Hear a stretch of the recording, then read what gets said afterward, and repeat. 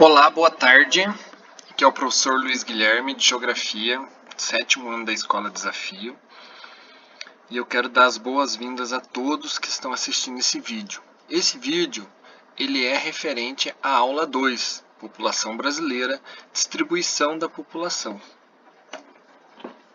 Então a gente precisa relembrar alguns termos importantes primeiramente. O primeiro é um termo chamado população absoluta. O que seria a população absoluta? É a população total de um lugar, do espaço que a gente está estudando. Vamos considerar aqui que estamos falando do Brasil, tá bom? Então a gente sempre vai falar referente ao Brasil. E população relativa seria a densidade demográfica desse espaço. Nesse caso aqui, o Brasil, certo? Como é que a gente obtém esse número da densidade demográfica? A gente pega a população total da área, do lugar que a gente está estudando, e divide pela área. No caso do Brasil, se a gente for considerar hoje, no ano de 2020, nós temos uma população aproximadamente de 210 milhões de habitantes e uma área de um pouco mais de 8 milhões de quilômetros quadrados. Se fizermos esta divisão, 210 milhões por 8 milhões, chegaremos ao número aproximado de 24 habitantes por quilômetro quadrado, certo? E aí, quando a gente considera esse termo população relativa, é preciso compreender que quando um lugar ele é densamente povoado, tem uma densidade demográfica elevada, a gente diz que ele é densamente povoado. Então, nessa imagem A, nós temos um espaço que é densamente povoado. Não vamos confundir com o termo populoso. O termo populoso nós utilizamos quando a gente fala de população absoluta, tá bom?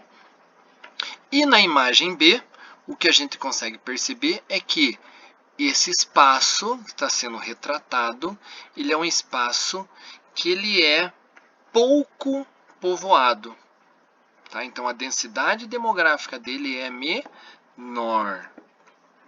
Bom, vamos entender o Brasil, né? Como é que funciona, como é que está essa questão da densidade demográfica. Então eu trago aqui para vocês um mapa de densidade demográfica do ano de 2010, tá? Então observem aqui embaixo que nós temos a fonte, ele é do IBGE, ele considera a contagem da população realizada em 2010, que foi a última, né?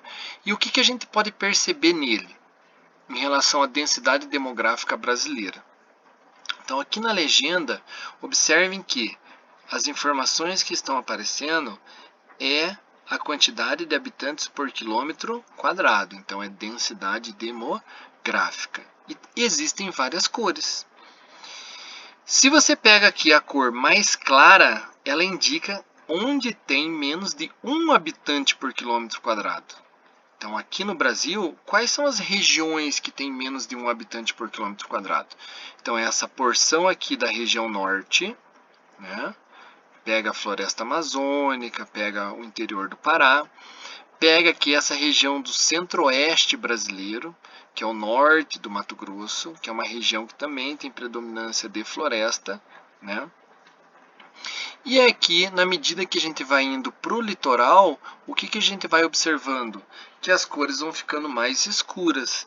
E se olhar na legenda, quanto mais escuro, maior é a densidade demográfica. Isso significa que quanto mais escuro, mais pessoas vivem por quilômetro quadrado naquela região.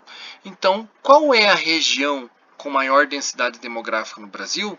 A região do litoral, tá? Principalmente a região do sudeste e do sul, tá bom? Com algum destaque para o litoral de Pernambuco, né? Alagoas, Paraíba, beleza? Então essa é a primeira conclusão que a gente pode chegar sobre densidade demográfica brasileira, que a maior parte das pessoas vivem no litoral. E como é o que explica isso? Então o que explica isso é a ocupação. Então, por onde começou a ocupação do Brasil? Ela começou justamente pelo litoral. As primeiras cidades, as primeiras vilas, as primeiras igrejas, as primeiras atividades econômicas realizadas no Brasil foram no litoral. Então, se você pega a primeira atividade de exploração do território brasileiro, qual foi? Foi a exploração do pau-brasil. Agora, se você pega as atividades econômicas, você tem a agropecuária, a plantação de cana, a criação de gado, e ela ocorreu principalmente no norte, e ela ocorreu principalmente no litoral brasileiro, e aí foi se estendendo para o restante do território brasileiro, em direção ao interior. Hoje, o que a gente percebe?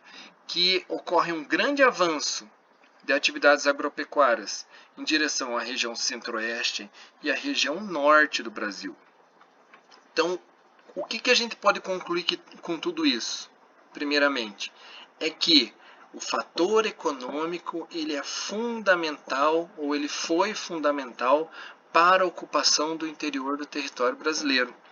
E o fator econômico ele é fundamental para atrair pessoas para um determinado espaço.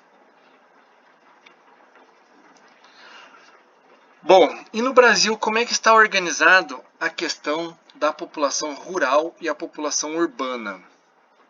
Então, se você pega esse primeiro gráfico aqui, que é um gráfico que ele mostra a população urbana e a população rural e a evolução de 1950 até hoje, 2020, e as previsões para o futuro, 2050, o que a gente pode perceber? Que em 1950, a população rural, que está sinalizada em verde, ela era a maioria no Brasil.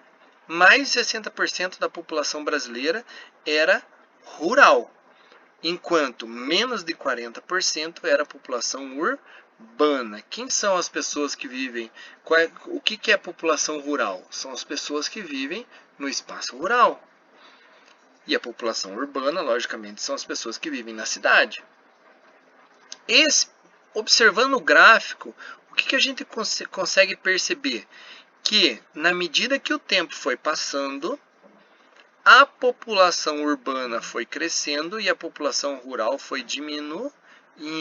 E aqui, pouco depois de 1960, do ano de 1960, nós tivemos a inversão. Foi quando a população brasileira passou a ser predominantemente urbana. E aí ela só cresceu. Esse gráfico ele só cresceu. Então, em 2020, o que a gente pode perceber? Que nós temos quase 90% da população vivendo em áreas urbanas, enquanto pouco mais de 10% vivendo na área rural. E esse outro gráfico aqui ele mostra como é que foi o crescimento da população na área urbana. Olha só, cresceu demais, enquanto na área rural manteve-se mais ou menos o mesmo, com uma leve tendência à redução. Beleza? E como é que são em outros lugares? Então observe aqui, ó, esse gráfico aqui ele trata sobre a América Latina e o Caribe. Então, em 1950, nós tínhamos uma população predominantemente rural na América Latina e Caribe, E conforme o tempo foi passando, a gente consegue observar o mesmo processo que aconteceu no Brasil, da população urbana crescendo mais em relação à população rural. E na Ásia a mesma coisa. Então, se você pega em 2010, nós ainda tínhamos uma população rural predominante. Isso puxado fortemente pela população chinesa. E, em menor quantidade, a população urbana. Quando ocorre isso? Então, nós estamos vivendo esse processo de mudança, essa transição de uma população rural asiática para uma população urbana. Tanto é que em 2002, quando nós tivemos a SARS, que é a síndrome aguda respiratória que assolou a China em 2002 e 2003, 60% da população vivia ainda no campo.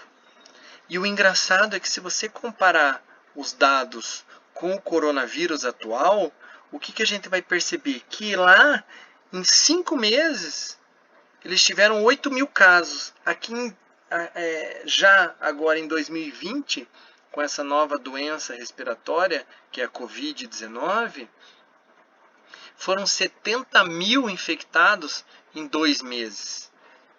Por quê? Porque a aglomeração urbana, as pessoas estão mais aglomeradas vivendo nas cidades. E isso facilita o contágio dessas epidemias. E aí, para a gente entender esse processo de urbanização, é preciso visualizar esse organograma aqui. Então, o que é a urbanização? É o crescimento acentuado da população urbana em relação à população rural. Quais são as causas da urbanização? Então, a primeira causa é a industrialização. Então, com o processo de industrialização, o que começou a acontecer? As indústrias passaram a atrair mais pessoas para a cidade, as indústrias passaram a produzir máquinas que substituíram o trabalho das pessoas no campo. Então, a mecanização do campo, uma coisa está ligada à outra. Então, enquanto o campo foi mecanizado, substituiu o trabalho das pessoas, as pessoas migraram da área rural em direção à área urbana. E esse processo chama-se êxodo rural. E quais foram as consequências disso? Então, generalizando, nós tivemos o inchaço das cidades, o processo de urbanização, o aumento dos problemas ambientais, o aumento do desemprego, a favelização, porque as pessoas chegavam na cidade e não tinham condição de trabalhar, porque elas não tinham estudo. Então, elas foram morar nas periferias, mesmo porque elas também não tinham dinheiro.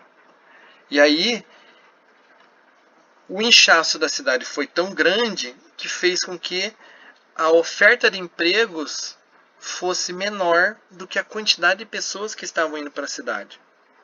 E aí é um efeito cascata, porque com maior quantidade de pessoas na cidade, os problemas ambientais da cidade também aumentam, porque as pessoas precisam construir casas.